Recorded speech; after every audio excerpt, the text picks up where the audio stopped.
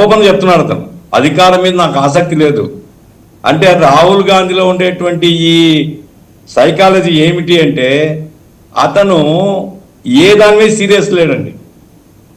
అధికారం సాధించాలా అనుకున్నప్పుడు party organisation మెరుగు చేసుకోవాలా, ఏ రాష్ట్రాల్లో వీక్గా ఉన్నాం, ఏ రాష్ట్రాల్లో ఎవరిని పెట్టుకోవాలి, ఏ రాష్ట్రాల్లో ఐక్యతను ఎట్లా తీసుకొని రావాలని ఆలోచిస్తారు. దేశవ్యాప్తంగా పార్టీని బలపరుచుకునే ప్రయత్నం చేస్తారు. ఇందిరాగాంధీ గారు, వాసుదేవన్ గారు మీకు గుర్తుంటుంది, నేను చిన్నపిల్లవాడిని, ఆ రోజుల్లో ఇందిరాగాంధీ కాలికి బలపం కట్టుకొని తిరిగింది, మొత్తం దేశమంతా తిరిగింది, గ్రామాల్లో కూడా దళితుల ఇళ్ళకు పోయింది.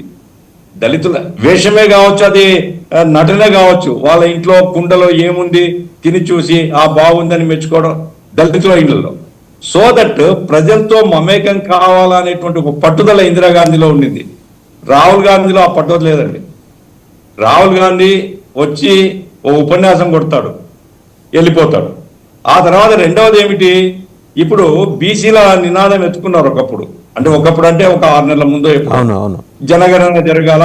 ఎస్, మంచి నినాదం, దేశంలో ఉండేటువంటి బీసీలందరినీ అట్రాక్ట్ చేస్తుంది. దాని మీద కంటిన్యూస్ గా కనుక కింది వరకు తీసుకొని పోతే కనీసం బీసీలైనా మొబిలైజ్ చేసుకోవచ్చు కదా. పట్టుకున్నారు, వదిలిపెట్టినారు. ఇప్పుడు ఏమిటి, ఇప్పుడు ఆ నరవనే పుస్తకం ఇది ప్రజలందరినీ అట్రాక్ట్ చేయదండి.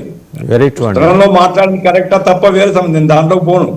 కానీ ప్రజలకు సంబంధించి డే టు డే వాళ్ళ లైఫ్ లో ఉండేటువంటి ఇష్యూస్ మీద కాంగ్రెస్ పార్టీ యూనిఫైడ్ గా అన్ని రాష్ట్రాల్లో ప్రయత్నాలు చేస్తే ఇప్పటికీ వాళ్ళకి స్కోప్ ఉందండి. ఇప్పుడు ఆంధ్రప్రదేశ్ ఉంది, ఆంధ్రప్రదేశ్లో ఏం చూస్తున్నాం సార్,